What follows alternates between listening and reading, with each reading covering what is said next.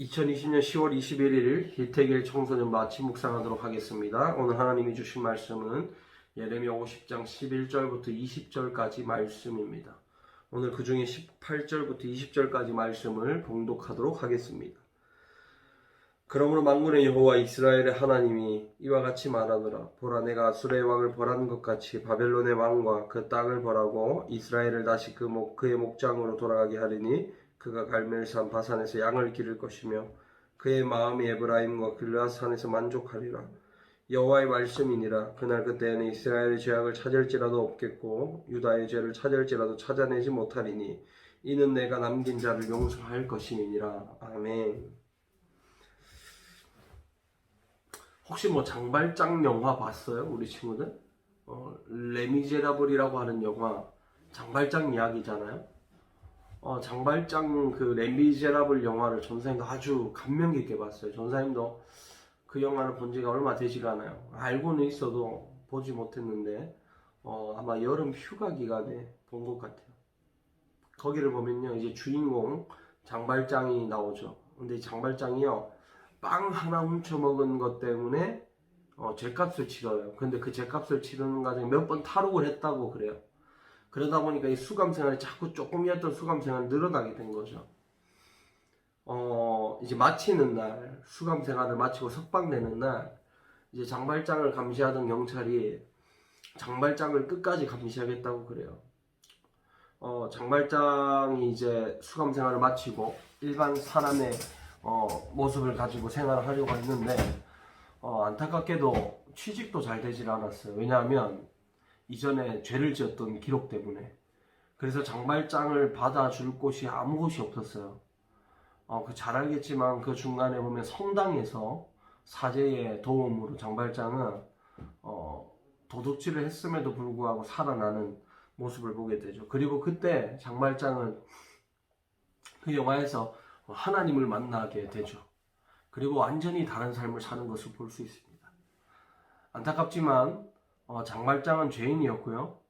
죄인이었던 장발장은 죽을 때까지 사실 죄인의 명분을 가지고 살았어야 됐어요. 그래서 자신의 이름도 바꾸고 이렇게 하면서 살아가는 것을 우리가 장발장 영화를 통해서, 레미제라블 영화를 통해서 볼 수 있는데, 우리가 사는 사회는 그래요. 사회생활을 하면서 죄를 짓잖아요. 죄를 지으면 죄값을 치르죠. 감옥에 가 수감 생활을 하고 봉사활동도 하고 하면 수감 생활이 끝이 나면 깨끗해지는 것으로 생각을 하게 되는데, 안타깝게도 그렇지 않다고 그래요. 예전에 청소년들이 교도소에서 나와서 취직을 하지 못하는 건 이유 중에 하나가 뭐냐면 그의 과거가 있기 때문에 그래요. 그러니까 우리가 사는 사회는요, 죄를 지으면 완전하게 용서를 받거나 완전하게 그 죄로부터 자유롭지 못하다라는 것을 알 수 있습니다. 그런데 하나님은요, 오늘 말씀을 통해서 우리에게 하나님의 회복하심에 그리고 그 은혜와 용서를 보여주고 계십니다. 20절 말씀을 보면요, 이렇게 말하죠. 이스라엘의 죄악을 찾을지라도 없겠고 유다의 죄를 찾을지라도 찾아내지 못하리니 이는 내가 남긴 자를 용서할 것이니라. 이렇게 말씀합니다. 하나님은요, 용서해 주시는 분이셔요. 하나님은 우리의 죄를 용서해 주시는 분이십니다. 그리고 하나님을 제외하고는 어떤 것도, 어떤 누구도, 어떤 대상도 우리의 죄를 용서해 주실 분이 없습니다. 그래서 십자가에 못 박혀 돌아가신 이유도 바로 거기에 있죠. 그런데 하나님은요, 이 용서를 하실 때 우리 인간과는 조금은 달라요. 우리 인간은 아까 전에 말했듯이 사회에서 짓는 죄를 깨끗하게 씻음을 받지 못하고 뭔가 뒤에 따라다니는 안 좋은 이력들이 있는데, 하나님은 이렇게 말해요. 이스라엘의 죄악을 찾을지라도 없겠다. 유다의 죄를 찾을지라도 찾아내지 못하겠다. 이렇게 말해요. 그러니까 하나님께서 이전에 지었던 죄를 다 용서해 주시겠다는 것이죠. 그리고 이전에 지었던 죄들의 과거의 기록들을 다 없애겠다는 것입니다. 우리가 어떤 장관들이 임명을 받을 때 국회에서 청문회를 열죠. 청문회를 보면 과거를 들추는 것을 계속 볼 수 있죠. 과거에 대한 이야기를 계속하면서 그 사람이 깨끗하지 못하다라는 장관의 자리에 앉을 자격이 없다라는 그런 은연중에 푸시하는 것을 볼 수 있는데, 하나님은 우리의 죄를 다 용서하시는 분이십니다. 그리고 우리가 청문회 할 때 이력을 찾아내고 과거를 찾아내서 그 사람의 자격을 두둔하는 거, 이야기하는 것처럼 우리 인간에게 하나님은 그렇게 하지 않는다는 것입니다. 하나님은 우리의 인간의 죄를 용서하시면 그 전에 지었던 죄는 깨끗하게 씻어 주신다는 것입니다.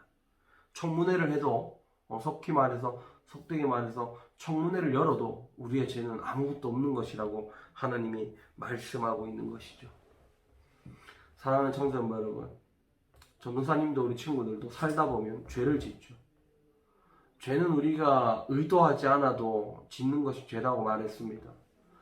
이런 죄를 짓다 보면요, 안타깝지만 우리도 모르는 사이에 너무나 많은 죄를 짓습니다. 사실 우리 누구도 깨끗한 사람이 없죠. 청문회를 여는 사람이나 청문회를 받는 사람이나 깨끗한 사람은 없습니다. 그럼에도 우리 인간은 늘 깨끗하려고 깨끗하게 살아야 된다고 이야기를 해요. 그런데 인간 본성은 절대 깨끗하게 살 수 없음을 우리는 인정해야 됩니다. 그리고 오늘 말씀을 우리는 붙잡아야 돼요. 하나님, 나는 깨끗하지 못합니다. 나는 죄를 짓지 않고 살아갈 수 있는 존재가 아닙니다. 하나님, 내 죄를 용서해 주세요. 하나님, 나에게 은혜를 주세요. 이러한 기도가 우리에게 필요한 것이죠. 하나님은요, 하나님께서 베푸시는 그 은혜 안에 들어오는 모든 자들의 죄를 용서해 주실 것입니다. 벌써 수요일입니다. 수요일까지 지은 죄들이 있습니까? 하나님 앞에 고백하십시오. 하나님이 깨끗하게 씻어 주실 것입니다.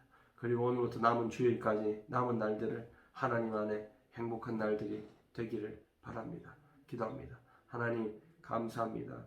말씀 주신 것처럼 우리의 죄를 깨끗하게 용서해 주심을 믿습니다. 우리가 깨끗하게 용서받고 다시 새로운 삶을 찾아 하나님 안에서 행복한 날들 되도록 역사해 주옵소서. 감사함 예수님 이름으로 기도드렸습니다. 아멘. 오늘 하루도 주님 안에 승리하기를 바랍니다.